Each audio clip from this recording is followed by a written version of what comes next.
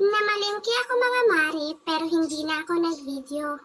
Mahirap na mare, yung titig ng asawa ko, parang magiging single mother ako. Hindi ko na pinilit mare at baka mawalan tayo ng budget pamalengke. Pero mare, pwede naman tayong gumante. Hindi ko pa kakainin yung mga manok niya mare. Sabi ko sa inyo mare, wag ako. Gumaganti ako mare. Siyempre, charot lang yun, Mare. Pakakainin natin yun at i-content natin yun sa linggo, Mare. Dito tayo sa mga pinamili ko, Mare.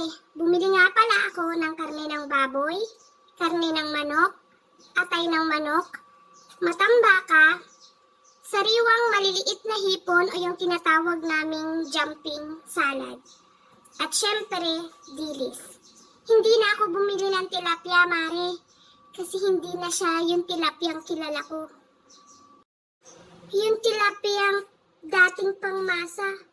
Ngayon, tig 150 na. Bumili nga din pala ako ng pusit dyan, Mare. Hinugasan ko lang lahat yan, tsaka ko sinaransan, Mare. Ito nga pala yung jumping salad na nabili ko, Mare. Pero dead on arrival na siya, Mare. Kaya huwag kang magtataka, Mare, kung hindi na yan tumatalon-talon, Mare. Hinugasan ko lang siya ng mabuti, Mare, at re-rekoduhan ko mamaya. Hinugasan ko na rin dyan yung dilis, Mare.